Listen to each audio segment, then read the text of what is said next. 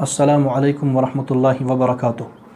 غیر قدر سامعین اور محترم ناظرین، جیسا کہ آپ حضرات جانتے ہیں کہ میں نے پچھلے دنوں شکیل رضا خانی کی ویڈیو کے جواب میں 1 گھنٹے کی ویڈیو ریکارڈ کرائی تھی، جس سے اللہ کے فضل و کرم سے اہل سنہ والجماعہ کے دلوں کو قرار پہنچا، سکون پہنچا اور اہل بدعت کے صفوں میں کھلبلی مچ گئی۔ اب ہونا تو یہ چاہیے تھا کہ وہ حق بات کو قبول کرتے، لیکن چونکہ سالوں سے ان کا وتیرہ یہی ہے کہ وہ حق بات کو قبول نہیں کرتے، لہٰذا آج بھی انہوں نے اپنا طریقہ کار جاری رکھتے ہوئے اس کو قبول نہیں کیا اور میری ویڈیو کے جواب میں ویڈیو اپلوڈ کر دی۔ حالانکہ میری تمام ویڈیو کا جواب نہیں دیا، بلکہ کچھ باتوں کا دیا ہے، اس میں لکھا بھی ہے پارٹ 1، یعنی اس کا معنی یہ ہے کہ اب وہ اگلے پارٹ میں اور باتوں کا جواب دینے والے ہیں۔ میں نے ان سے کہا تھا کہ اگر آپ ایک کام کریں، اصل جو میں موضوع تھا، جس میری تقریر پر انہوں نے رد کے سلسلے میں ویڈیو بنائی تھی، میری اس تقریر کا جو موضوع تھا وہ یہ تھا کہ کشمیر میں بریلویت نہیں ہے۔ اگر آپ اس موضوع پر گفتگو کرتے ہیں تو اس پر ایک ویڈیو بنائیں، اور اگر آپ کو دیگر موضوعات چھیڑنے ہیں جن میں عبارات اکابر کا مسئلہ ہے تو اس کے لیے علیحدہ موضوع بنائیں۔ یہ جو انہوں نے ویڈیو اپلوڈ کی ہے، نہ اس میں عبارات اکابر کا اس طرح مسئلہ ہے جس طرح انہوں نے پہلے وہ پیش کیا تھا کئی ساری عبارات، اور نہ اس میں اس موضوع پر بات کی گئی ہے کشمیر میں بریلویت نہیں ہے، بلکہ اس میں دیگر باتیں یہ لایا ہے۔ تو اب لگتا یہ ہے کہ وہ آئندہ اور 2 اس کے پارٹ اپلوڈ کر دیں، یا اگر انہوں نے ایک ہی پارٹ اپلوڈ کر دیا تو ان کی مرضی ہوگی، لیکن ہونا تو یہ چاہیے تھا کہ اب وہ اس کے بعد بھی 2 پارٹ اپلوڈ کر دیں جس میں کشمیر میں بریلویت ہے یا نہیں ہے اس موضوع پر گفتگو ہو، اور اگر پھر ان کو اور موضوعات پر گفتگو کرنی ہو تو اس کو علیحدہ سے کر لیں، یا اگر نہیں کرنی تو وہی بہتر۔ یہ جو انہوں نے اب اپلوڈ ویڈیو کی ہے، جنہوں نے بھی یہ ویڈیو دیکھی اور ذی عقل ہیں وہ یہ سمجھ سکتے ہیں کہ جو پہلی ویڈیو میں اس کا منہ اور چہرہ تھا، اس ویڈیو میں اس کا چہرہ تھوڑا بدل گیا ہے، سما بدل گیا ہے۔ اور جیسے اس کی پہلی ویڈیو بریلویوں نے بہت دکھائی تھی اور اس کے ساتھیوں نے بہت دکھائی تھی، ویسے یہ نہیں دکھا پائے، اور عقل والے لوگ سمجھ گئے کہ یہ کوئی جواب نہیں ہے، بس فضول کی کچھ انہوں نے باتیں کی ہیں۔ جہاں تک میں نے اس کا نام لیا ہے شکیل رضا خانی، میں اس کے بارے میں وضاحت کروں جو اس نے بھی گفتگو کی ہے اپنی ویڈیو میں۔ میں نے اپنی ویڈیو میں کہا تھا کہ دیکھیے، جو اگر کوئی آدمی اپنے لیے کوئی نام منتخب کر رہا ہے، پسند کر رہا ہے، آپ کو نام نہ بگاڑیں۔ اس نے اس کو کس انداز سے لیا؟ یہ کہتا ہے کہ یہ نعمان نے کہا کہ اگر علاقے کی طرف نسبت نہیں کرنی چاہیے، حالانکہ میں نے یہ نہیں کہا۔ میرا نام جب لکھا جاتا ہے نعمان نوشہری تو یہ نوشہرہ علاقے کی طرف ہی نسبت ہے نا، تو میں کیسے کہہ سکتا ہوں کہ علاقے کی طرف نسبت نہ ہو؟ میں نے یہ کہا تھا کہ اگر ایک آدمی اپنے لیے کوئی نام پسند کر رہا ہے، لکھ رہا ہے، استعمال کر رہا ہے، اس کو نہ بگاڑا جائے۔ اس نے ان 2 باتوں کو خلط ملط کر دیا، یا تو اس کو میری بات سمجھ ہی نہیں آئی یا یہ سمجھ کے نہ سمجھ بنا۔ میں نے یہ کہا تھا جو آدمی اپنے لیے نام پسند کرتا ہے اس کو خلط ملط نہ کیا جائے۔ میں نے علاقے کی نسبت کی بات نہیں کی تھی جس پر آپ کو کہنا پڑا کہ شاہ اسماعیل دہلوی کو دہلوی کہا جاتا ہے، تھانوی مولانا اشرف علی تھانوی رحمۃ اللہ علیہ کو تھانوی کہا جاتا ہے، یا گنگوہی کا لفظ ہے، یا فلاں اور فلاں لفظ ہے، یہ علاقوں کی طرف نسبت ہے۔ تو یہ میں نے نہیں کہا تھا، میں نے پسند اور ناپسند، استعمال کرنے اور نہ کرنے کی بات کی تھی۔ اچھا، اگر علاقے کی ہی بات ہے، اب یہ لگتا ہے کہ یہ شکیل رضا خانی صاحب، تو ان کے یہاں کیا اصول بنا ان کی باتوں سے؟ ان کا اصول یہ بنا کہ جس علاقے میں یہ رہتے ہیں اس کی طرف ہم ان کی نسبت کریں، پھر یہ اپنے نام کے ساتھ کوئی بھی لفظ استعمال کرتے ہو، ہمارا اس کے ساتھ لینا دینا نہیں۔ مثلا شکیل صاحب رہتے ہیں اٹھ ملا میں، ان کے علاقے کا نام ہے یا ان کے گاؤں کا نام ہے اٹھ ملا، تو اب ہم کہیں گے شکیل اٹھ ملی یا شکیل اٹھ ملوی، اور ان کے اصول کے اعتبار سے ان کو اس پر کوئی اعتراض نہیں ہونا چاہیے کہ کوئی بریلوی انہیں کہے یا دیوبندی انہیں کہے یا کوئی بھی انہیں کہے آج کے بعد شکیل اٹھ ملی۔ لیکن ہمارے اصول پر یہ اعتراض ہوگا کیونکہ ہم نے علاقے کی نسبت کی بات نہیں کی، ہم نے بات کی تھی جو آدمی اپنے نام کے ساتھ کوئی نام استعمال کرتا ہے یا پسند کرتا ہے، ہم نے اس کی بات کی تھی، ہم نے علاقے کی بات نہیں کی۔ آپ نے علاقے کی بات لائی اور کہا کہ اس میں کیا حرج ہے، ٹھیک، تو ٹھیک، جب اس میں کوئی حرج نہیں تو آپ کے اٹھ ملوی ہونے میں بھی اور آپ کو کہنے میں بھی کوئی حرج نہیں ہے۔ اب چونکہ اس ویڈیو کے اندر اس نے استعمال نام کیا ہے نعمان دیوبندی، الحمدللہ میں دیوبندی ہوں اور فخر کرتا ہوں اپنے دیوبندی ہونے پر، ایسی کوئی بات نہیں، جس طرح ان کو فخر ہونا چاہیے اپنے بریلوی اور رضا خانی ہونے پر۔ جب انہوں نے ہمیں کہا نعمان دیوبندی، تو اس ویڈیو میں ہم انہیں کہیں گے شکیل رضا خانی۔ یہ بس وہی ہے، گنبد کی آواز ہے، جیسے آپ کہیں گے ویسے آپ سنیں گے۔ تو اگر آپ کہیں گے نعمان نوشہری، میں آپ کو کہوں گا شکیل مصباحی، آپ کہیں گے نعمان دیوبندی، میں آپ کو کہوں گا شکیل رضا خانی، آپ کہیں گے حافظ نعمان، میں کہوں گا قاضی شکیل۔ یہ طریقہ کار ہے، مسئلہ ختم۔ آپ نے کہا نعمان دیوبندی، ہم کہیں گے شکیل رضا خانی، کیا مسئلہ ہے؟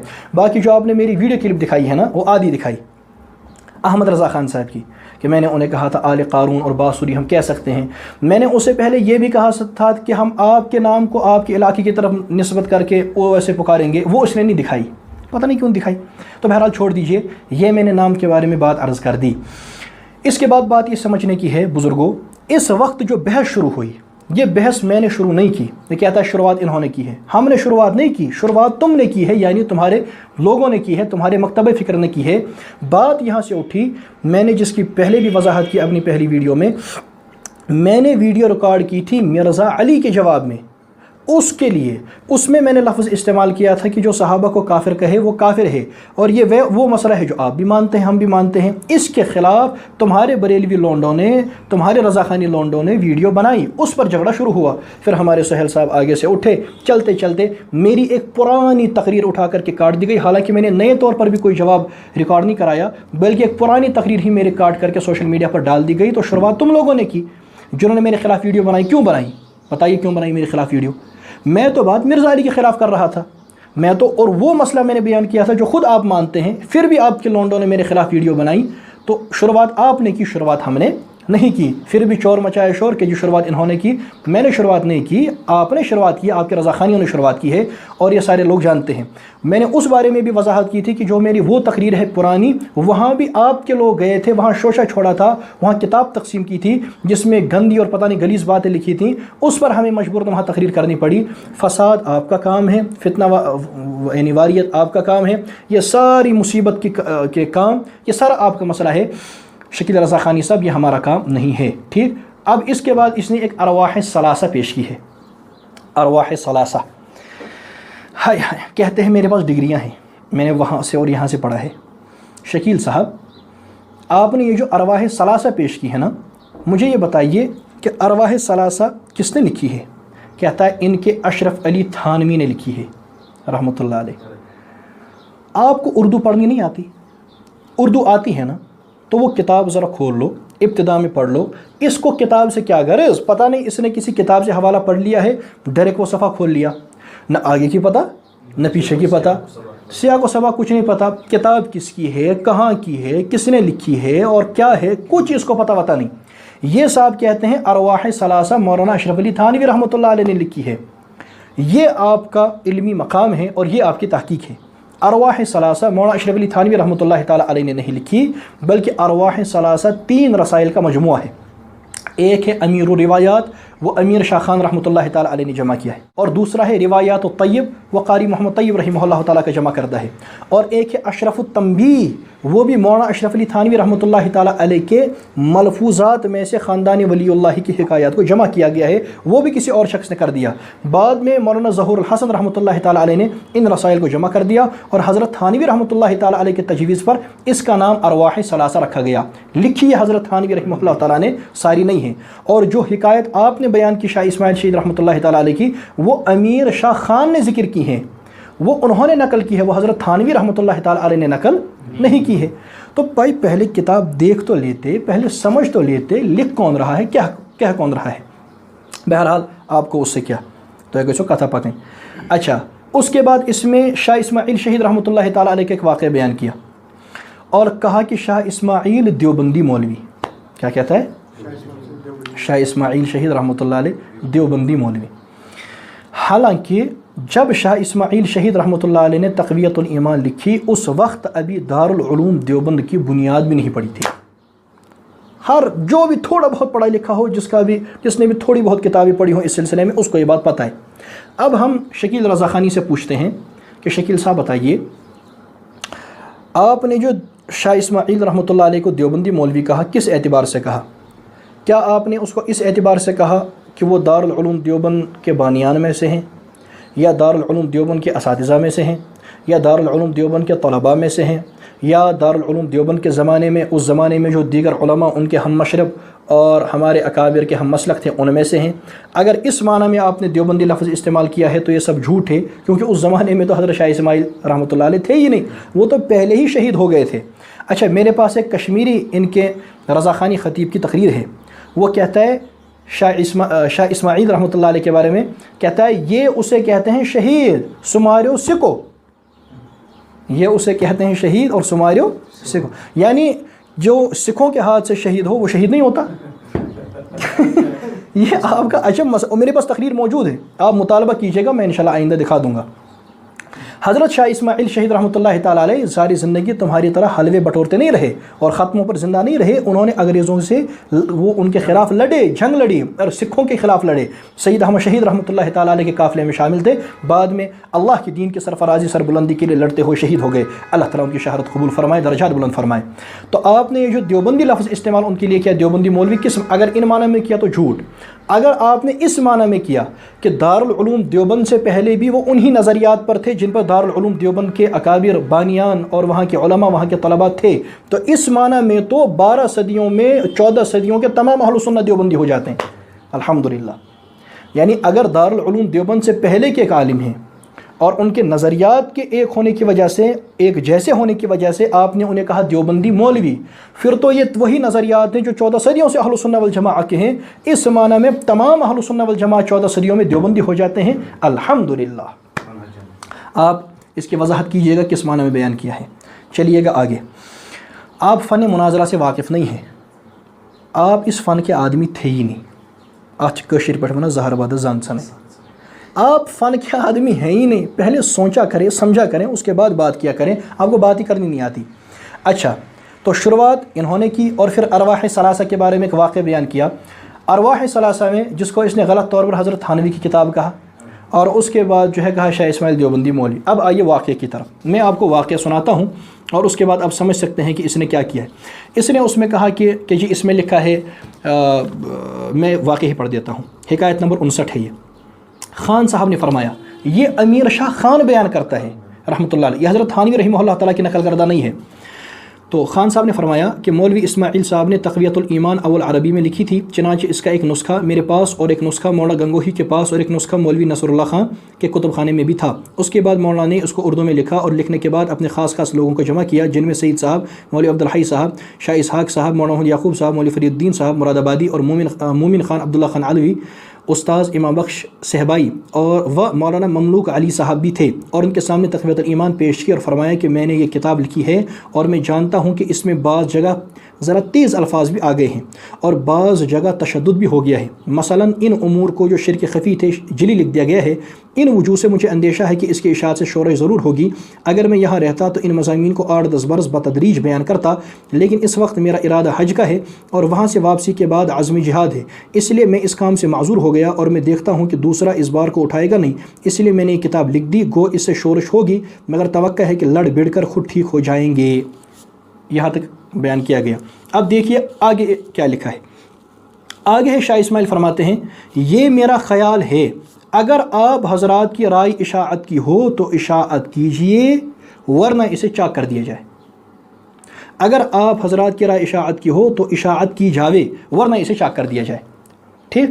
اب شاہ اسماعیل شہید رحمۃ اللہ تعالیٰ علیہ ان جو آگے علماء موجود ہیں جن میں شاہ اسحاق ہیں، شاہ اسحاق رحمۃ اللہ علیہ، انہیں کہتے ہیں کہ اگر آپ کی اجازت ہو، آپ کی منشا ہو تو اس کو اجازت شائع کر دو ورنہ اس کو چاک کر دیا جائے. اس پر ایک شخص نے کہا اشاعت تو ضرور ہونی چاہیے مگر فلاں فلاں مقام پر ترمیم ہونی چاہیے.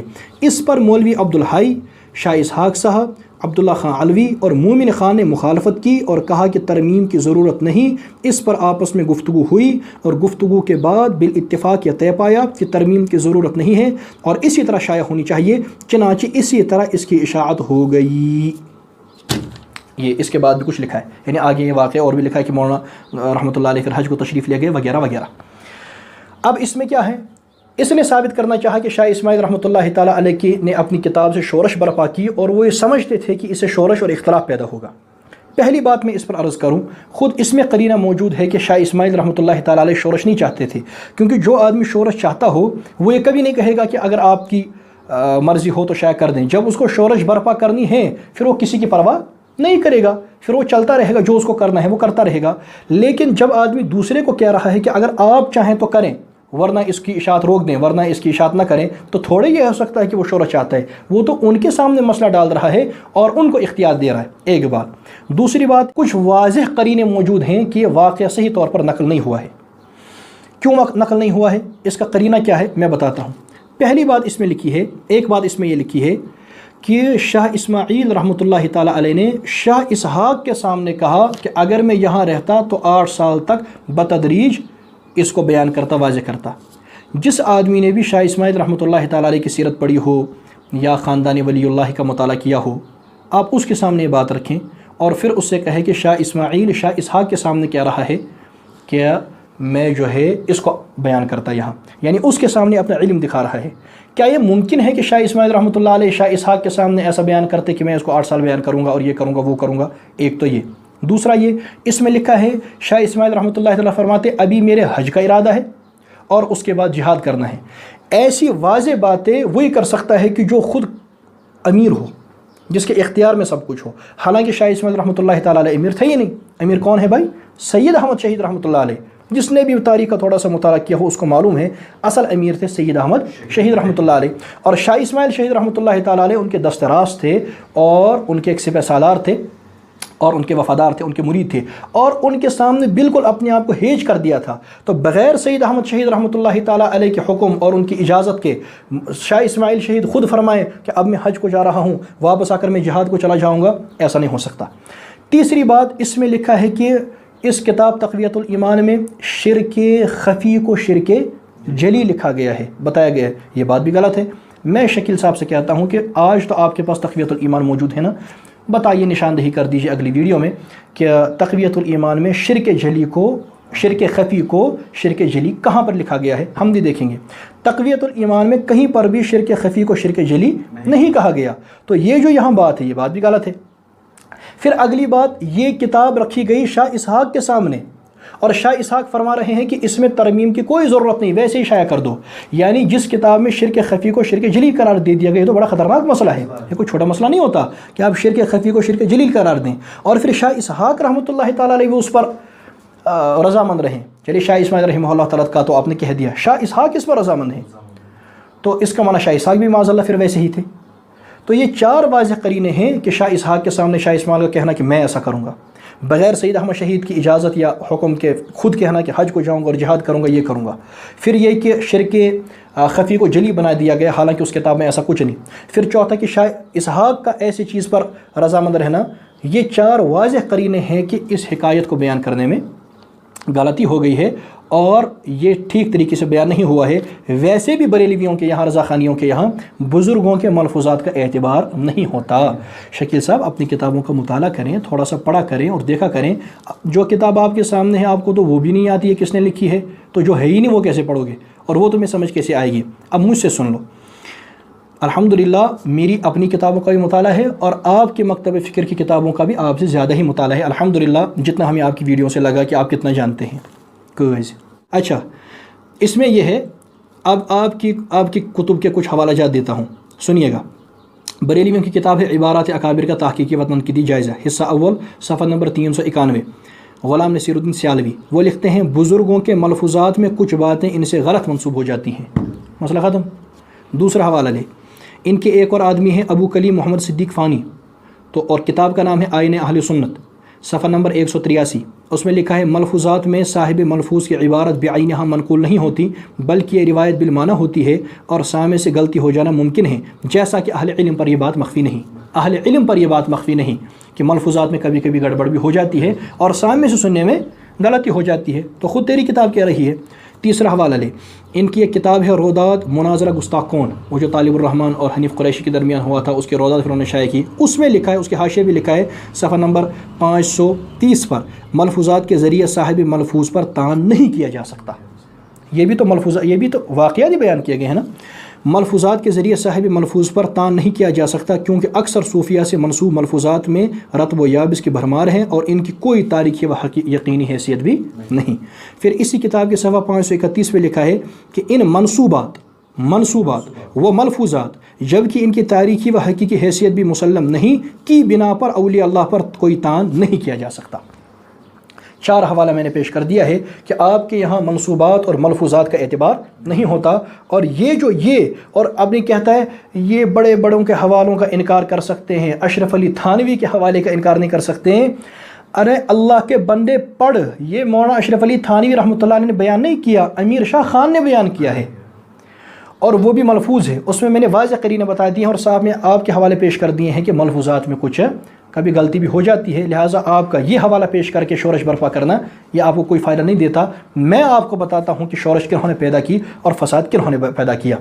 چل سن، ان کی کتاب حیات اعلیٰ حضرت، اس کے ابتدا ہی میں لکھا ہے کہ احمد رضا خان صاحب نے 50 سال تک مسلسل ایسی ہی کوشش کی جس کی بنا پر مستقل 2 مکتبہ فکر قائم ہو گئے، دیوبندی اور بریلوی۔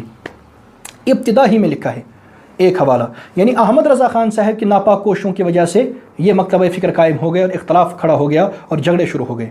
چلو آگے، نمبر 2، ان کی ایک کتاب ہے عقیدت پر مبنی اسلام اور سیاست، اس میں لکھا ہے کہ علماء دیوبند اور طریقے سے اپنے عقائد بیان کرتے تھے، اور اس کے بعد جب حسام الحرمین چھپی تو اس پر علماء دیوبند نے اپنے عقائد، اپنے فتاوی، یعنی اپنی عبارات، اپنے عقائد جمع کیے اور مختلف علاقے کے علماء سے ان پر دستخط لیے، جہاں سے ان لوگوں نے دیگر لوگوں سے فتوے لینے شروع کر دیے اپنے حق میں، یعنی بریلوی لوگوں نے، اس پر ایک فتوے کی جنگ شروع ہو گئی۔ اس کتاب میں بھی واضح کر دیا گیا کہ فتوے کی جنگ حسام الحرمین پر شروع ہوئی، دوسرا آپ نے شروع کیا ہے۔ تیسرا، آگے چلیے، دنیا جانتی ہے کہ یہ میں نے بتا بھی دیا آپ کو اس کتاب کا تنویر الحجہ کے بارے میں کہ آپ کے یہاں حج ہی ساقط ہے، اس کا تو ابھی اس کے لیے کوئی جواب نہیں آیا، کیا پتہ آئندہ یہ اس کے بارے میں کچھ گفتگو کرے تو میں انشاءاللہ اور کروں گا۔ جہاں دنیا حج کرنے کے لیے جاتی ہے، آپ نے کہا حج ہی ساقط ہے، اس سے بڑا انتشار اور فساد کیا ہوگا، اس سے بڑی شورش کیا ہوگی، اور ان کو تقویت پہنچے گی۔ چلیے آگے، دنیا جانتی ہے کہ ائمہ حرم کو کافر مانتے ہیں، مسجد مدینہ، مسجد نبوی کے ائمہ کو اور حرم مکی کے ائمہ کو کافر مانتے ہیں، ان کے پیچھے نماز نہیں پڑھتے۔ ان کی مستقل کتاب ہے امام حرم اور ہم، اس میں فیض احمد اویسی کی پوری کتاب اس پر لکھی ہے کہ ان کے پیچھے نمازیں نہیں ہوتی، ایسے اور ویسے ہیں۔ تو یہ شورش ہوتی ہے اور یہ شورش آپ پھیلاتے ہیں۔ اچھا آگے چلیے، ان کی ایک کتاب ہے، اس کا نام ہے تحقیقات، ہاں تحقیقات، اس کتاب میں ہے، خود ان کی کتاب تحقیقات، اس میں لکھا ہے کہ ہماری اب کوئی حیثیت نہیں رہی، بلکہ ہمارا بس یہ کام رہ گیا ہے، لڑو اور لڑاؤ، خود بھی بے عزت ہو اور کو بھی بے عزت کرو۔ یہ آپ کا کام ہے، آپ کی کتاب میں لکھا ہے تحقیقات میں کہ خود بھی بے عزت ہو، لوگوں کو بھی بے عزت کرو۔ آگے چلیے، ان کی کتاب ہے تجانب اہل سنت، اتنی موٹی کتاب میرے پاس موجود ہے، فتوے کی انسائکلوپیڈیا ہے، فتوائے کفر کی انسائکلوپیڈیا ہے، اس میں یعنی سب کو کافر کہہ دیا ہے، سب کو، یہاں تک کہ علامہ اقبال کو گستاخ کہہ دیا ہے اس میں، سب کو۔ تو شورش آپ پیدا کرتے ہیں، کبھی کہتے ہو شاہ ولی اللہ وہابی تھا، وہابی ہو گیا تھا، اور وہابی آپ کے یہاں کسے کہتے ہیں یہ سب کو پتہ ہے، آپ کی اصطلاح میں وہابی گستاخ رسول کو کہا جاتا ہے اور گڑبڑی آدمی کو کہا جاتا ہے۔ تو آپ نے کہا کہ شاہ اسماعیل، کبھی کہتے ہو وہابی ہے، عمر اشرفی نے لکھا۔ اچھا، کبھی کہتے ہو کہ شاہ عبدالعزیز اور یہ جو ہے شاہ اسحاق، پتہ نہیں کبھی انہوں نے سنیوں سے لیا ہے، کبھی شیعوں سے لیا ہے، کبھی وہابیوں سے لیا ہے، کبھی اپنے جو آپ کے بدایونی اور فرنگی محلی اپنے مسلک کے علماء ہیں، کبھی ان کے خلاف بولتے ہو، کبھی ان کے خلاف بولتے ہو۔ آپ نے کس کو چھوڑا ہے بھائی؟ آپ نے کس کو چھوڑا ہے؟ آپ تو سب کے خلاف بولتے ہیں، آپ نے شورشیں پیدا کی ہیں۔ اور ان کی ذہنیت آپ دیکھیے، ان کی ایک کتاب ہے حضرت شمشیر اہل سنت، مولوی عنایت اللہ بریلوی، اس کے مقالات ہیں، اس میں لکھا ہے کہ اس کے پاس ایک مرید آیا اور مرید کہنے لگا جی بھینس دودھ نہیں دیتی، میں کیا کروں؟ تو یہ بریلوی مولوی اس سے کہتا ہے کہ بھینس کے کان میں جا کر کے دیوبندیوں کو ماں کی گالی دو، اور اس میں گالی لکھی ہے، وہ جا کر کے بھینس کے کان میں دیوبندیوں کو ماں کی گالی دیتا ہے۔ یہ ان کی ذہنیت ہے، اس سے شورش پیدا ہوتا ہے۔ آپ ان کا دیکھیں نا، ان کا ذہن کیسا ہے۔ اور یہ آدمی آج مجھے کہتا ہے بھائی ارواح ثلاثہ مولوی اشرف علی تھانوی نے لکھی ہے اور اس میں شاہ اسماعیل دیوبندی نے یوں کہا ہے۔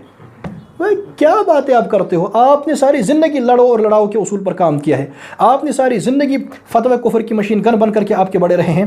اور کمال کی بات، ان کے ہیں سعید اسد، بڑے پرانے مناظر ہیں، ان کے مولوی ہیں پاکستان کے، اور ابھی زندہ ہے وہ۔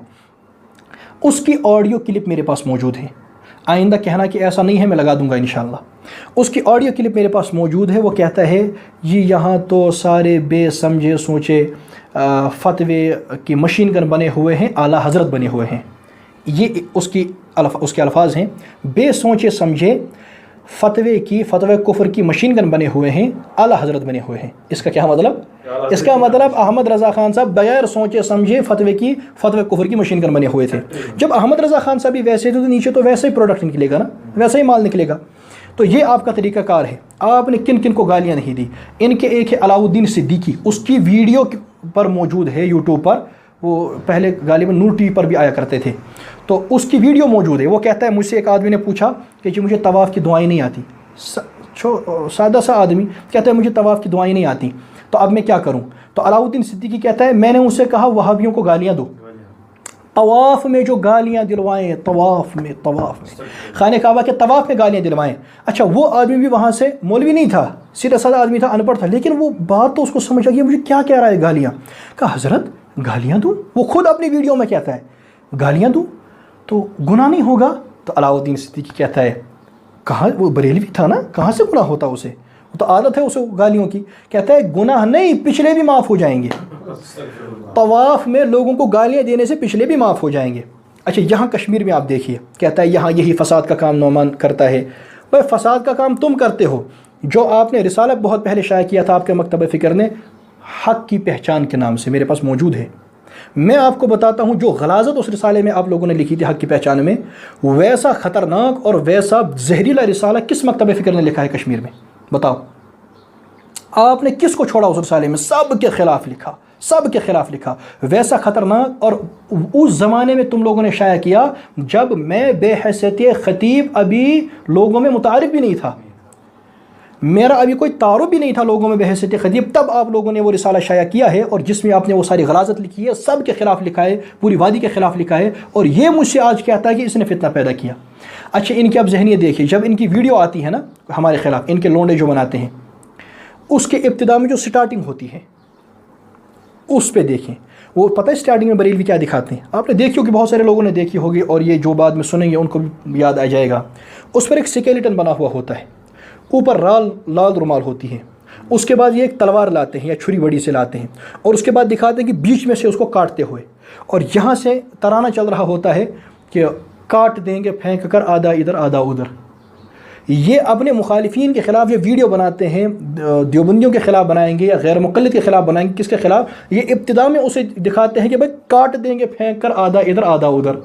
اور بھائی بحث تو یہاں ہو رہی ہے، چلو علمی بحث کریں گے، کتابی بات کریں گے، اس کا کیا معنی کہ کاٹ دیں گے پھینک کر ادھر ادھر؟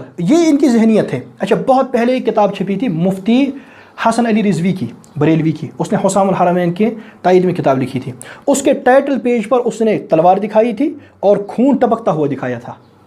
کیا مطلب اس کا؟ کہ بھائی کتاب تمہیں لکھنی ہے حسام الحرمین، یعنی وہ دکھانا چاہتا ہے کہ حسام الحرمین میں ہمارے بابا نے کیا کیا تو اب ہم بھی وہی کر رہے ہیں۔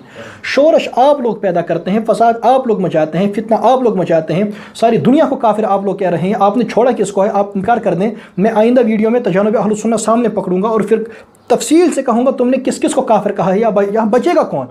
یہ نفرن ژون چھ جند تو ملن ژون آ بیچ کیسی آ۔ تو آپ نے سب کو کافر کہہ دیا، شورش آپ پہنچاتے ہیں۔ میں نے مختصر طور پر یہ کچھ عرض کر دیا ہے، ورنہ اس کے لیے تو پوری نشستیں چاہیے کہ آپ کے کیا کارنامے ہیں۔ کشمیر میں بھی فساد تم لوگوں نے پیدا کیا، اور پہلے سے احمد رضا خان صاحب کے زمانے سے اب تک فسادی تم ہی ہو، اور ابھی یہ جو معاملہ چل رہا ہے میری ویڈیو کا، یہ بھی آپ لوگوں نے شروع کیا ہے، کیونکہ میری ویڈیو مرزا علی کے خلاف تھی، اس میں نے وہ مسئلہ بتایا تھا جو اتفاقی تھا، آپ نے میرے خلاف ویڈیو بنائی، کیوں بنائی؟ تو فساد تم نے مچایا، فتنہ تم نے مچایا، میں نے نہیں مچایا، اب بھگتو۔ اور اب تو میں نے بہت لمبی نیت کر لی ہے، اب چلو، میں تو خاموش تھا کہ یہ مسائل نہیں آنے چاہیے، لیکن اب جب تم نے چھیڑ دیا ہے، اب جب تم آگے ہو شکیل صاحب، اب چلنا اور اب رکنا نہیں ہے، اب چلتے رہنا ہے۔ اب دیکھیں گے انشاءاللہ کون کہاں تک چلے گا۔ میں نے بہت مطالعہ کیا ہوا تھا اور کر بھی رہا ہوں بریلویت پر، لیکن وہ میں نے بند رکھا تھا، میں نہیں لاتا تھا، اور یہاں ویسے حالات بھی نہیں ہیں اور مناسب بھی نہیں تھا، لیکن اب جب آپ نے مجبور کر دیا ہے، اب چلیے، اب میں انشاءاللہ ایک ایک کر کے وہ باتیں آپ نے سامنے لاؤں گا، لوگوں پر آپ کی حقیقت واضح ہوگی کہ آپ کیسے ہیں، آپ کا کردار کیسا ہے۔ اچھا کہتا ہے کشمیریوں پر اس نے جہل کا، بدعت کا اور شرک کا فتویٰ لگایا ہے۔ اللہ کے بندے جو جاہل ہوتا ہے اس کو جاہلی کہا جاتا ہے، وہ کشمیری ہو، بہاری ہو، وہ عربی ہو، اجمی ہو، جو جاہل ہوگا اسے جاہلی کہا جائے گا۔ ہماری آپ کی طرح عادت نہیں ہے کہ جو سامنے چڑھا بات کرنے کے لیے علامہ و مولانا قبلہ تمس ناظرہ تگیا پرن علامہ و مولانا قبلہ، یہ آپ کی عادت ہے۔ ہم جاہل کو جاہل ہی کہیں گے، اور یہ جو جاہلیت برے کام کہے گا وہ جاہل ہی ہوگا، ایک بات یہ۔ نمبر دو، اس نے کہا بدعتی، جو آدمی بدعت کے اندر یعنی مبتلا ہوگا، इर्तिकाब करेगा बिदअत का वो बिदअत ही होगा। ये मज़ारों पर मेले ठेले और वहाँ पर ये जो उर्स वगैरह ये हो रहा है और वगैरह दीगर काम हो रहे हैं, पता नहीं, ये सारा बिदअत है और फ़िक़्ह हनफिया की रूह से बिदअत है, रसूल अकरम सल्लल्लाहु अलैहि वसल्लम की शरीयत के एतबार से बिदअत है। तो बिदअत को बिदअत ही कहा जाएगा। हलवे के लालच में और पैसों के लालच में बिदअत को सुन्नत नहीं कहा जाएगा और बिदअत के मुर्तकिब को बिदअती ही कहा जाएगा। बाकी जहाँ तक मुशरिक की बात है तो आप मेरी वीडियो देखें, मैंने उसमें लफ्ज़ इस्तेमाल किया है, गलत निस्बत मत करो, मैंने उसमें लफ्ज़ इस्तेमाल किया है जो शिरक करता हो या जो शिरक करे उसे आप मुशरिक कह सकते हैं। क्या परेशानी है तुम्हें? और उसको कहना है मुशरिक। जो आदमी शिरक करे, मेरे लफ्ज़ हैं, जो शिरक करे वो मुशरिक ही है, तो उसको क्या कहें? बरेलवी कहें आज के बाद? आप ही बता दो। ठीक है, जो आदमी, अगर यही मसला है, जो आदमी शिरक करता हो उसको मुशरिक नहीं कहना, तो क्या कहना है? रज़ाख़ानी कहना है, बरेलवी कहना है, क्या कहना है? मुवहिद कहना है, क्या कहना है? जो मुशरिक कहेगा, जो शिरक करेगा, आप ही बताए, या मुशरिक कहेंगे या अगर आप उनके लिए अपना नाम उनको देना चाहें, हमें कोई हर्ज नहीं है, दे दें, अगली वीडियो में ऐलान कर दें, आइंदा हम उनको रज़ाख़ानी बरेलवी ही कहेंगे। क्या मसला है? वजाहत करें। तो मुशरिक को मुशरिक ही कहा जाएगा। इस पर कहना नामान माफ़ी मांगे, भाई किस बात की माफ़ी? जहल को जहल कहने की माफ़ी, बिदअत को बिदअत कहने की माफ़ी, शिरक करने वाले को मुशरिक कहने की माफ़ी, किस चीज़ की माफ़ी? ये तो वाज़ेह बातें हैं, ऐसे छोड़ने की ज़रूरत नहीं है। बिदअती बिदअती ही होता है, जाहिल जाहिल ही होता है, मुशरिक मुशरिक ही होता है। आगे चलिए।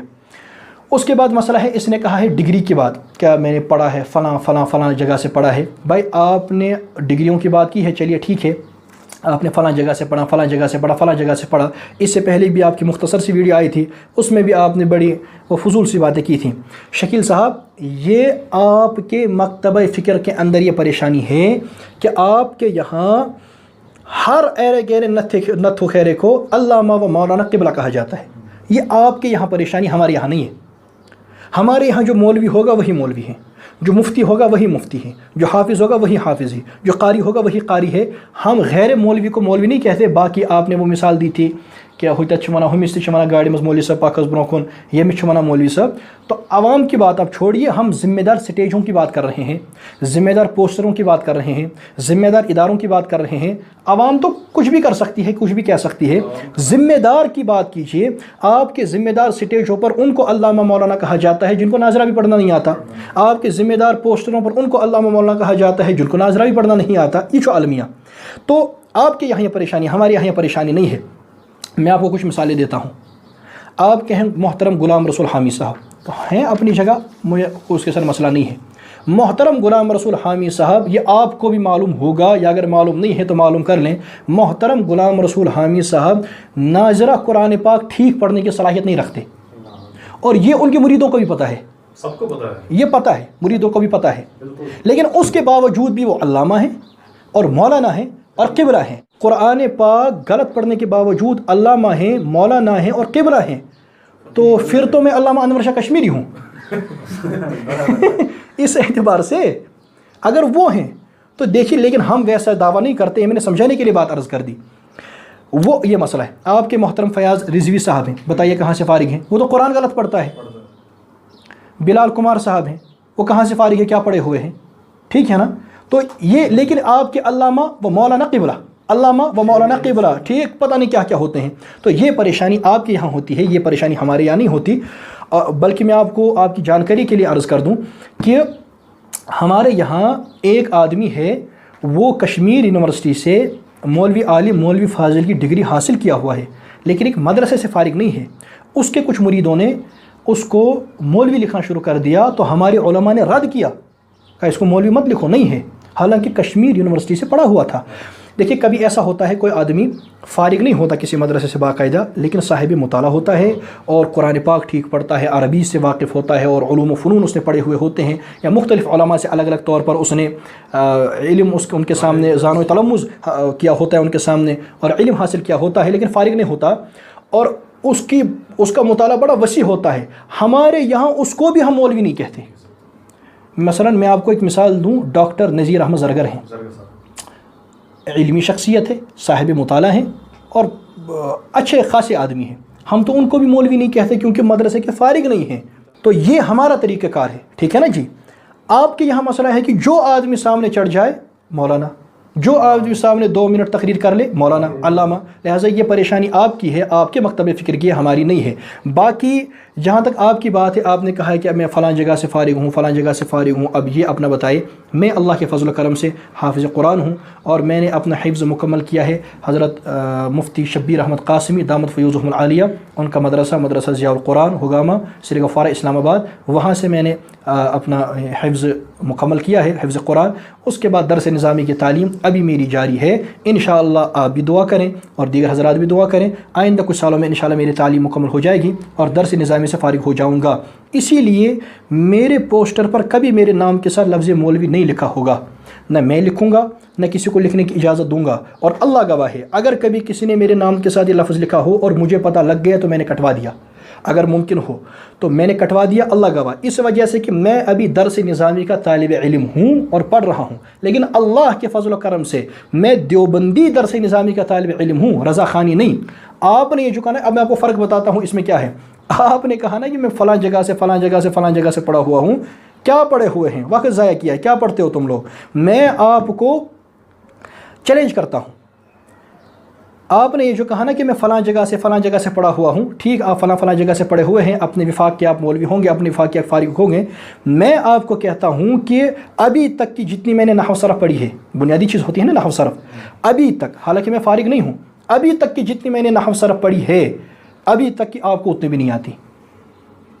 شکیل صاحب، میں آپ کو چیلنج کر کے کہتا ہوں اور تحدی کے ساتھ کہتا ہوں، ابھی تک کی جتنی میں نے نحو صرف پڑھی ہے اور جتنی مجھے آتی ہے، آپ کو نہیں آتی۔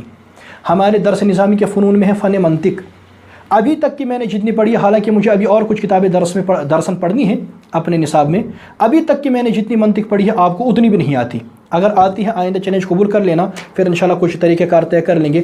آپ کی صلاحیت، آپ کے بڑوں کی صلاحیت ہم نے اس وقت دیکھ لی تھی جہاں تک آپ کہتے ہیں نا جو فارغ ہیں، ان کے ہیں نا منظور رضا نعیمی، ان کو تو مفتی کہتے ہیں، مفتی، یعنی اس کا مطلب وہ فارغ ہیں۔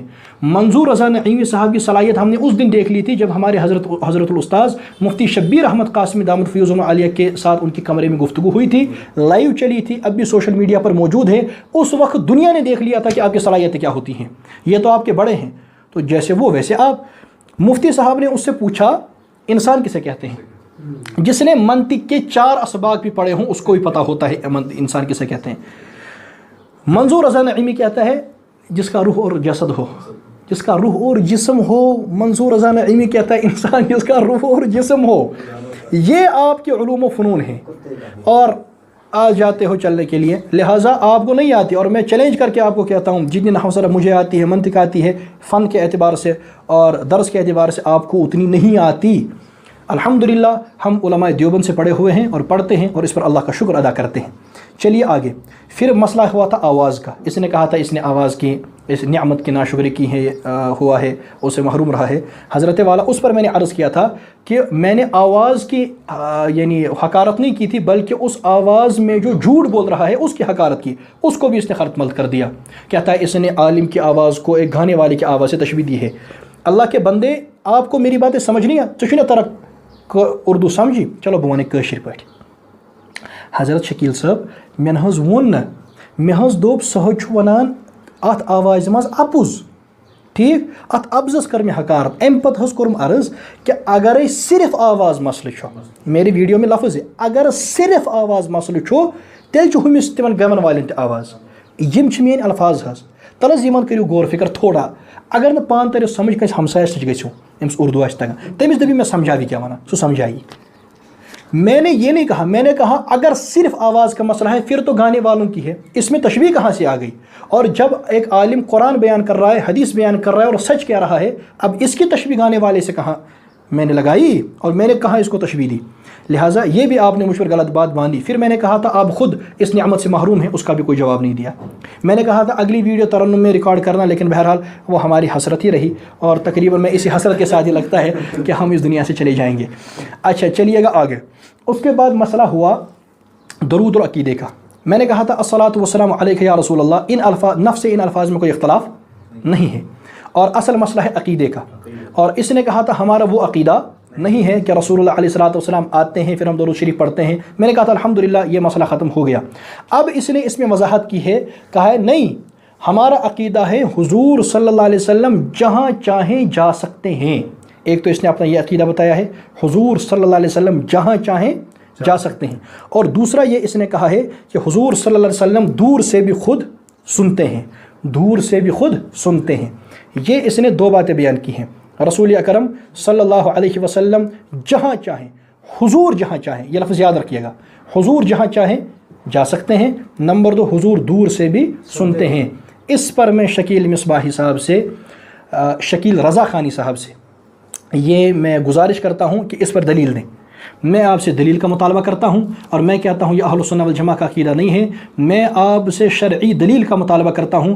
آئندہ ویڈیو میں ان دونوں شقوں پر دلیل دیجیے گا اور مجھے بتائیے گا کہ حضور صلی اللہ علیہ وسلم جہاں چاہیں جا سکتے ہیں، اس کی دلیل کیا ہے؟ حضور جہاں چاہیں حضور، اور نمبر دو حضور علیہ السلام خود دور سے درود شریف سنتے ہیں، اس کی دلیل کیا ہے؟ ان دو کی مجھے دلیل بتائیے گا، یہ اہل السنہ والجماعہ کا عقیدہ نہیں ہے۔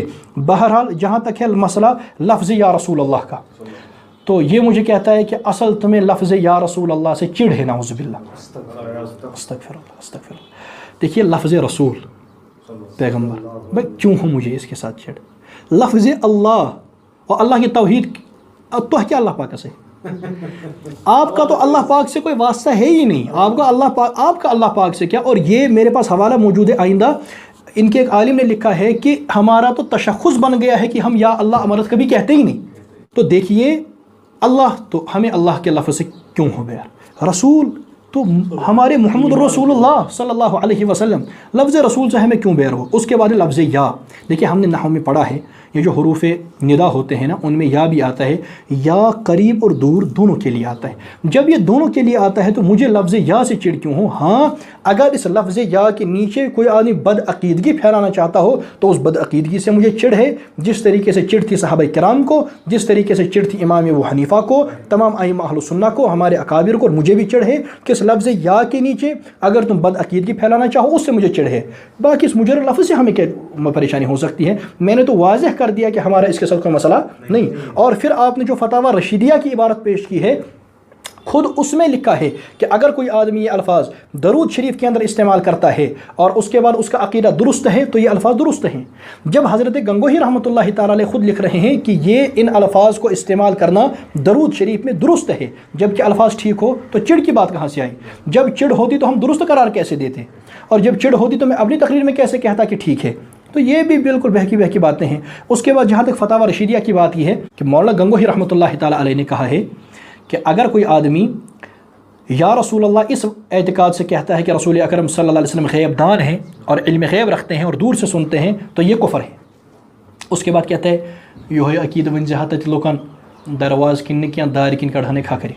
اس پر پہلی میں ایک بات عرض کروں، جب میں نے لفظ استعمال کیا تھا کہ احمد رضا خان صاحب نے لکھا ہے یہ کڑھن کھاکری نیبر، اس نے کہا تھا خان صاحب ایسا لفظ استعمال نہیں کر، یعنی بڑا ایسا لفظ، یعنی تہذیب کے خلاف ایسا لفظ۔ آج خود اس نے یہ لفظ استعمال کیا، اس کا مطلب غیر مہذب آدمی ہے، خود اپنی گواہی سے کیا ثابت ہو گیا؟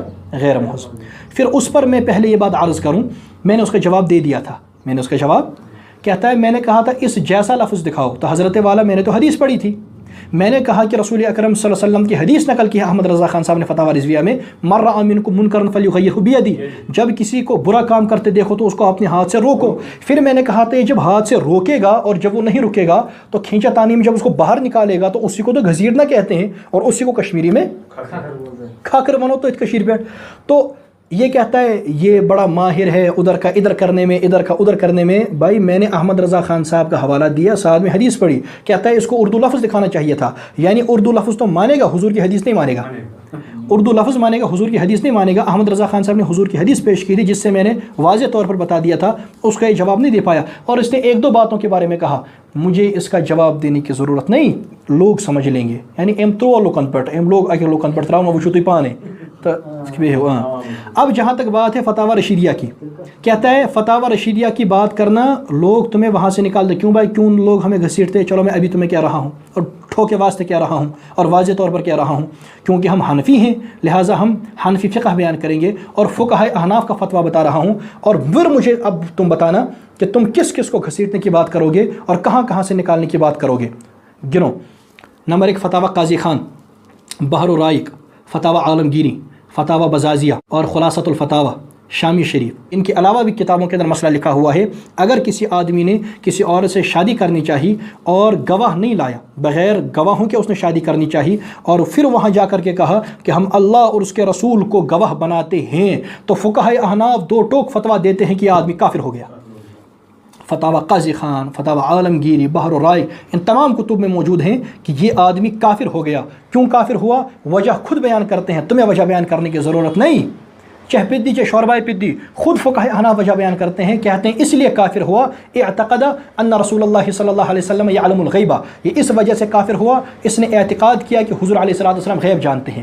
یہ ہے فقہاء احناف، یہ ہے فقہاء احناف۔ اگر دیگر کتابیں دیکھنے کی فرصت نہ ملے، چھوٹی سی کتاب ہے نا مالا بدہ، ہمیں عربی اول میں پڑھائی جاتی ہے، میں نے پڑھی الحمدللہ، فارسی میں ہے قاضی ثناء اللہ صاحب کی، اور ہم نے درسن پڑھی ہے، اس تک میں کہ مسئلہ لکھا ہوا ہے کہ ایسا آدمی کافر ہو جائے گا، ایسا آدمی کافر ہو جائے گا۔ اب شکیل رضا خانی آدمی جیسا آدمی اس کے زمانے میں ہوتا، عالمگیر کے زمانے میں، تو کہتا فتاوی عالمگیری والوں سے ان 500 مفتیوں کو کھڑکی سے گھسیٹ کے نکالو معاذ اللہ، کیوں اس نے ایسا مسئلہ لکھ دیا ہے کہ ہمارے خلاف ہے، ہمارے نفس قبول نہیں کرتا، کیا بہکی باتیں کرتے ہو، یہ فقہا کا مسئلہ ہے۔ الحمدللہ ہم حنفی ہیں اور ہماری خدمات فقہ حنفیہ پر، اور ہم جان چھڑکتے ہیں فقہ اسلامی حنفیہ پر، ہم عاشق اور محب ہیں امام اعظم ابو حنیفہ رحمہ اللہ تعالیٰ کے۔ ہمارے فقہاء احناف نے مسئلہ بیان کیا ہے، یہاں کی اکثریت حنفیوں کی ہے، ہم حنفیوں کو بتائیں گے کہ یہ تم کو گمراہ کرتے ہیں، یہ تمہارے سامنے غلط مسائل بیان کرتے ہیں، یہ تمہیں اعتقاد کے نام پر، حنفیہ کے نام پر لوٹتے ہیں، جبکہ جس کا نام تم نے اعتقاد رکھا ہے اس کو فقہاء احناف بد اعتقادی کہتے ہیں، جس کا نام تم نے اچھا اعتقاد رکھا ہے اس کو فقہاء احناف کفر کہہ رہے ہیں۔ جو فقہاء کرام اتنے محتاط ہیں کہ کہتے ہیں کہ اگر کسی کلمے میں 100 احتمال ہوں، 99 احتمال کفر کے ہوں اور ایک احتمال ایمان کا ہو، ہم تب تک اس کو کافر نہیں کہیں گے جب تک وہ خود کفر کا احتمال متعین نہ کریں، ایسے محتاط احناف اس مسئلے کے بارے میں دو ٹوک الفاظ میں کہتے ہیں کہ کفر، اس نے کفر کیا، واضح طور پر کہتے ہیں اس نے کفر کیا، اور یہ ساری کتابوں میں موجود ہے۔ فقہ حنفیہ کا مسئلہ ہے، اور چونکہ مولانا گنگوہی رحمۃ اللہ تعالیٰ علیہ بھی حنفی تھے، پکے حنفی تھے، امام ربانی رحمۃ اللہ علیہ، لہٰذا فقہاء احناف کے اتباع کے اندر اور شریعت کا مسئلہ انہوں نے بیان کیا کہ اگر یہ پیغمبر علیہ الصلوۃ والسلام غیب دان جانتا ہے اور پھر سمجھتا ہے کہ دور سے میرے سنیں گے تو ایسا آدمی کافر ہے۔ بتائیے اس میں کیا قباحت ہے؟ یہ تو فقہاء احناف کا مسئلہ ہے جو ہم نے آگے بیان کر دیا، کیونکہ ہم فقہ حنفیہ کا دفاع کرتے ہیں، مانتے ہیں اور اس کو مدلل کرتے ہیں، محقق کرتے ہیں، ہم دلائل دیتے ہیں، اور ہم سمجھتے ہیں کہ فقہاء احناف نے یہ جو مسئلہ بیان کیا ہے تو یہ انہوں نے ٹھیک مسئلہ بیان کیا ہے، اور یہی بات مولانا گنگوہی رحمۃ اللہ علیہ نے بیان کی۔ آپ کو مرچی کیوں لگی؟ آپ کو پریشانی کیا ہوتی ہے؟ آپ حنفی نہیں، آپ خود کو حنفی نہیں کہتے، کیا قاضی ہو؟ خود کو کہتے ہو کہ میں قاضی ہوں، مفتی ہوں، اور مسئلے میں تمہیں بتا رہا ہوں، اور کہہ رہے ہو میں مفتی ہوں اور حوالے جات میں بتا رہا ہوں۔ کیا آپ جانتے؟ آپ نے نہیں پڑھی فقہ حنفی کی کتابیں؟ ذرا آؤ اور اس پر فیصلہ کر لیتے ہیں۔ میں اس پر بھی فیصلہ کرنے کو تیار ہوں، جو ہمارے اختلافی مسائل ہیں ہم اس پر فیصلہ کرنے کے لیے تیار ہیں۔ فقہ حنفیہ کی کتابوں کو لایا جائے اور فقہ حنفیہ میں جو فتویٰ موجود ہو اور فیصلہ موجود ہو اس کو تسلیم کر لیا جائے۔ بریلویت کا جنازہ نکل جائے گا، رضا خانیت کا جنازہ نکل جائے گا، کیونکہ جن مسائل میں ہمارا اور رضا خانیوں کا اختلاف ہے وہ تمام مسائل میں بریلوی غیر مقلد ہیں، کیونکہ وہ مسائل فقہ حنفیہ کے ہیں ہی نہیں، ان کے خانہ ساز ہیں۔ جن مسائل میں ہمارا تمہارا اختلاف ہے ان مسائل میں تم غیر مقلد و حنفی نہیں ہو، لہٰذا تم حنفی نہیں ہو ان مسائل میں۔ یہی بات مولانا گنگوہی رحمۃ اللہ علیہ نے بیان کی، اور کشمیری لوگ فقہ حنفیہ پر جان چھڑکتے ہیں، گھسیٹنے کی باتیں نہیں کرتے۔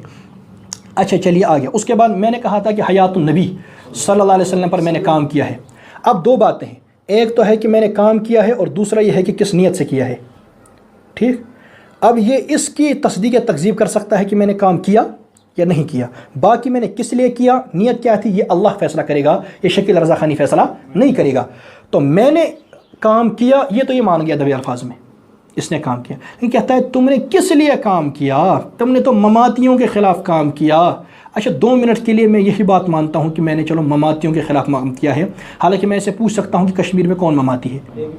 کشمیر میں کون مماتی ہے؟ کشمیر میں ہے ہی نہیں کوئی مماتی، یہاں تو غیر مقلد یہ باتیں کرتے ہیں، اور اگر ہم نے غیر مقلدوں کا رد کیا ہے تو یہ تو اچھی بات ہے، آپ کو تو اس پر اپریشیٹ کرنا چاہیے تھا، لیکن چونکہ آپ کو ہم سے بغض ہے، اور کتنا بغض ہے کہ آپ کے ملفوظ میں لکھا ہے، احمد رضا خان صاحب کے ملفوظ میں ہے، ان سے پوچھا گیا اگر ایک جلسے میں عیسائی، آریہ اور دیوبندی ہوں تو ہم کن کا رد کریں؟ تو احمد رضا خان صاحب کہتے ہیں دیوبندیوں کا رد کرو، ملفوظ میں موجود ہے، اتنا بغض اور حسد ہمارے ساتھ ہے، لہٰذا ہمارے خلاف ہمارے حسد اور بغض میں کسی کا بھی ساتھ دے سکتے ہیں، عیسائیوں کا، آریوں کا، غیر مقلدوں کا، مماتیوں کا، سب کا ساتھ دے سکتے ہیں ہمارے بغض میں۔ حسد ہے نا، بغض ہے نا، آدمی کو اندھا کر دیتا ہے۔ تو اب اگر 2 منٹ کے لیے ہم نے ہی بات تسلیم کر لیتے ہیں تو کشمیر میں کون سا مماتی تھا، اور اگر کشمیر میں غیر مقلد کہتے ہیں تو ہم نے کام کیا الحمدللہ، ٹھیک ہے نا۔ اور اگر رد کرنے، اس نے کہا بھائی مماتیوں کے خلاف کرنے سے کوئی اسلام کا کام نہیں ہوتا، اس کا معنی کہ عقیدہ حیات النبی پر کام کرنا کوئی اسلام کا کام نعوذ باللہ نہیں ہے آپ کے نزدیک۔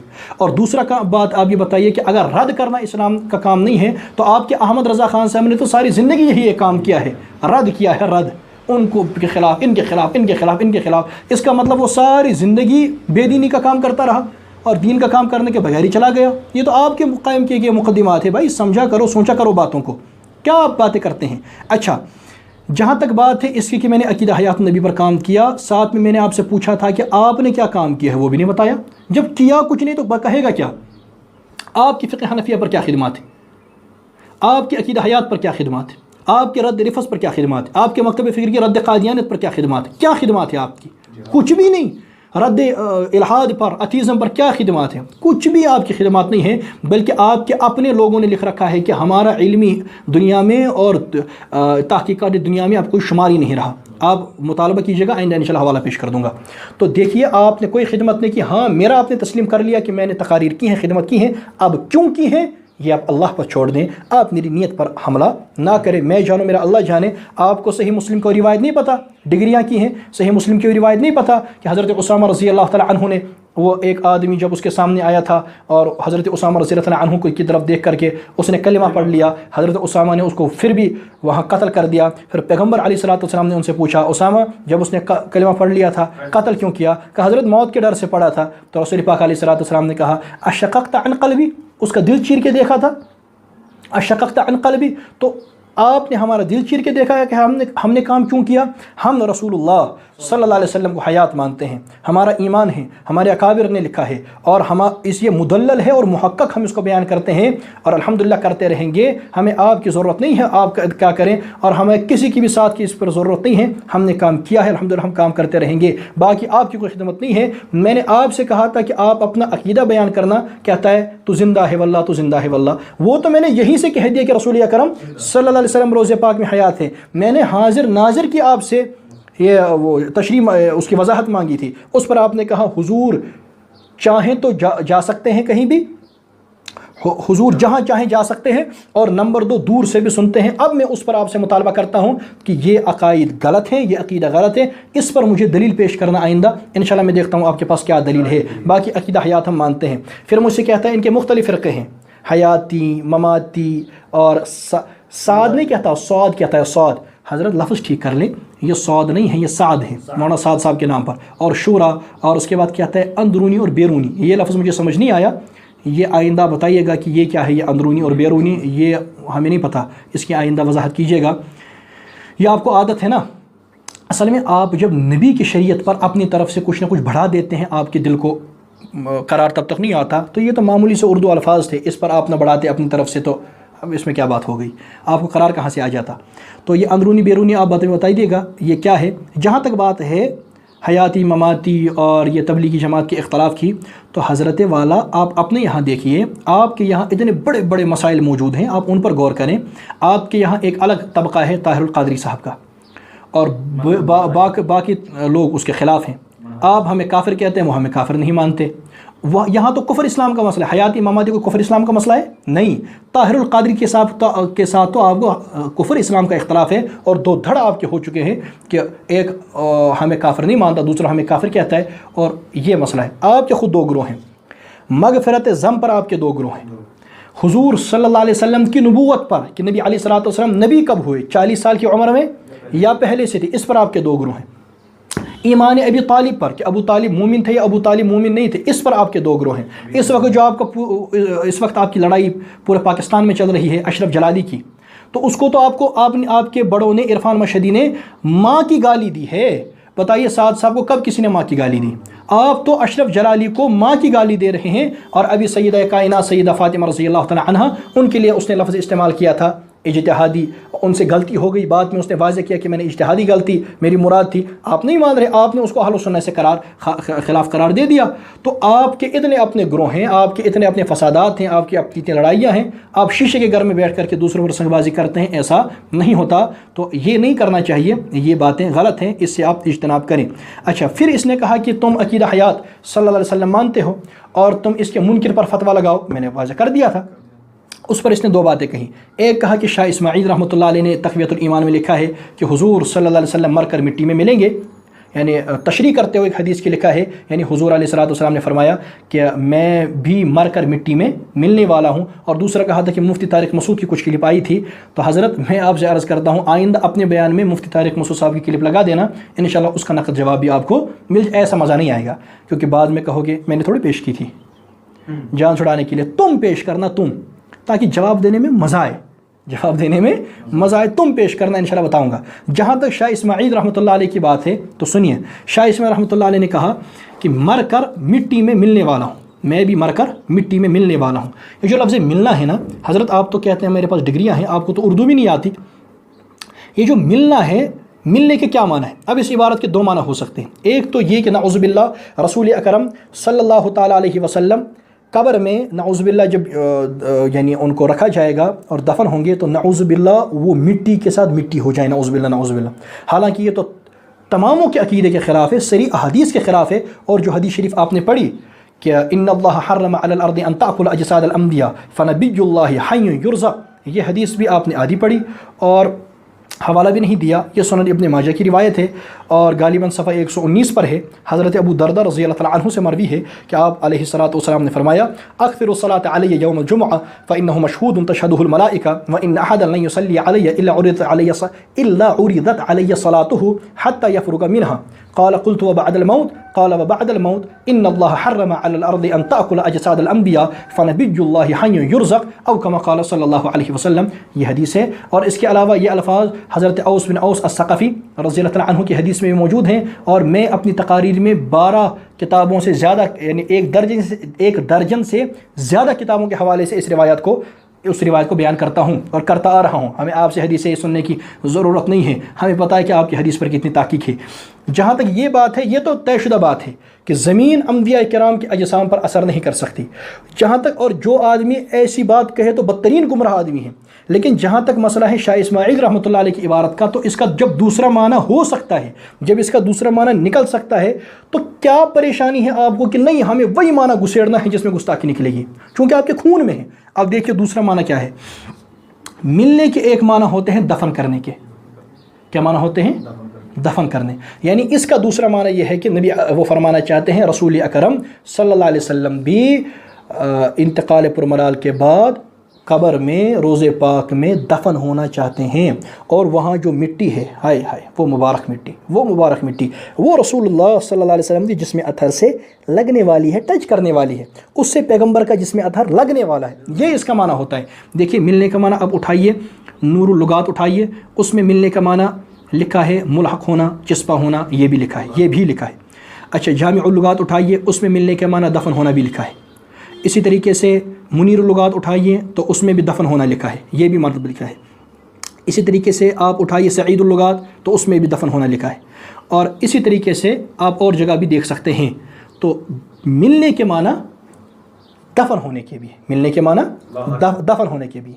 بعد میں اس نے ایک اور لفظ کہا یہ نہیں کہنا کہ مٹی سے ملنے والا ہوں، یہاں سے کا لفظ نہیں، یہاں میں کا لفظ ہے۔ حضرت والا اردو سے بھی نابلد ہیں، اردو میں بعض میں کا لفظ سے کے معنی میں بھی استعمال ہوتا ہے، سیاق و سباق سے اس کا فیصلہ ہوگا۔ اٹھائیے آپ کیسے کہتے ہیں نور اللغات، اس میں ہے کہ لفظ میں کبھی سے کے معنی میں بھی استعمال ہوتا ہے، جیسے کبھی کہتے ہیں درخت میں باندھ دو، اردو میں جملہ استعمال ہوتا ہے نا، درخت میں باندھ دو، اس کا معنی ہوتا ہے درخت سے باندھ دو۔ تو میں کا لفظ سے کے معنی میں بھی استعمال ہوتا ہے، لیکن آپ کو کچھ بھی نہیں آتا۔ لہٰذا اس کا معنی یہ ہے مر کر مٹی میں ملنے والا ہوں، یعنی مر کر مٹی سے مٹی کے ساتھ میرا جسم اثر لگنے والا ہے، اور مر کر میں بھی قبر میں دفن ہونے والا ہوں، یہ اس کا معنی ہے۔ اور مجھے نہیں لگتا کہ اس پر آپ کو کچھ اعتراض ہوگا، لہٰذا زبردستی وہی معنی نکالنا ہے جو گستاخی بنے گا، جو غلط بنے گا، یہ آپ کی عادت ہے۔ آپ کو چاہیے کہ آپ اس عادت کو چھوڑ دیں۔ میں نے بہت کوشش کی تھی اختصار کرنے کی، لیکن لگتا ہے شاید آج بھی اختصار نہیں ہوا۔ ہاں، یہ بھی ایک زبردست مزیدار بات کہی تھی، میں نے تو 20 منٹ کی کچھ منٹ کی ویڈیو دی تھی، اس نے 1 گھنٹے کی ویڈیو دی ہے، کیوں ضرورت پڑی اسے؟ حضرت والا، میری جس کلپ کے جواب میں آپ نے ویڈیو بنائی تھی وہ بھی تو کچھ ہی منٹ کی تھی، اور آپ نے اس سے زیادہ منٹ پر اس کا جواب ریکارڈ کرایا، تو یہ اصول آپ پر بھی فٹ ہوگا، ایک بات۔ دوسری بات یہ بات سمجھنے کی، تم کو خود کو مفتی کہتے ہو، دارالفتہ میں کہتے میں بیٹھا ہوتا ہوں، یا کہاں ہوتے ہو آپ کے لوگ کچھ کہتے ہیں یا فتوے لکھتے ہو، تمہیں نہیں پتہ کہ سوال کبھی مختصر سا ہوتا ہے، کچھ سیکنڈ میں سوال کیا جا سکتا ہے، اور اس کے جواب کے لیے بہت وقت درکار ہوتا ہے۔ تو آپ نے ایک سوالیہ ویڈیو بنائی تھی اور اس میں بھی آپ کو 20 منٹ کی کچھ منٹ لگے، مجھے ان کا جواب دینا تھا، تو جواب دینے میں وقت لگتا ہے۔ آپ کا یہ اعتراض کرنا بھی آپ کی رضاخانی اور بریلوی ہونے کی عکاسی کرتا ہے۔ اللہ تعالیٰ آپ کو ہدایت نصیب فرمائے۔ لہٰذا یہ جو آپ نے باتیں کی ہیں، تو یہ دیگر کچھ باتیں تھیں، میں نے ان کی وضاحت کر دی۔ آئندہ جب بات کرو اس عنوان پر کریں کہ بریلویت ہے کشمیر میں، اس پر گفتگو کرو، اور یہ آپ کو ثابت کرنا ہے کہ بریلویت ہے یا نہیں۔ ہم نے تو کبھی دعویٰ کیا ہی نہیں کہ جو استانوں پہ بیٹھے ہیں، جو نمازوں کے بعد زور زور سے پڑھتے ہیں، یا جو میلاد کی ریلیوں میں ہیں، وہ دیوبندی۔ ہم نے کبھی کہا؟ ہم نے کبھی کہا ہی نہیں وہ دیوبندی ہیں۔ تم ان کو خود کے ساتھ جوڑتے ہو، لہذا تمہیں ثابت کرنا ہے کہ وہ بریلوی ہیں، اور یہ آپ کو ثابت کرنا ہے بھائی، لہٰذا اس پر آپ گفتگو کریں۔ اور اگر آپ اس کے بعد اگر آپ ابھی عبارات اکابر کا مسئلہ بھی چھیڑنا چاہتے ہیں تو شوق سے چھیڑیں، لیکن میں نے آپ کو کہا تھا کہ ایک ایک کر کے آنا، تاکہ انشاءاللہ آپ کو وہاں بھی اچھی طرح آپ کو سمجھایا جائے۔ لہٰذا فتنہ آپ پھیلاتے ہیں، فساد آپ پھیلاتے ہیں، اور فتوے کی مشین آپ بنے ہوئے ہیں۔ ظفر علی خان نے کہا تھا بریلی کے فتووں کا سستا ہے بھاؤ، کہ ملتے ہیں کوڑی کے اب 3 خدا نے یہ کہہ کر انہیں ڈیل دی، وَأُمْلِي لَهُمْ إِنَّ كَيْدِي مَتِينٌ۔ اللہ تعالیٰ تمہیں ہدایت نصیب فرمائے، اللہ تعالیٰ سمجھنے کی توفیق عطا فرمائے۔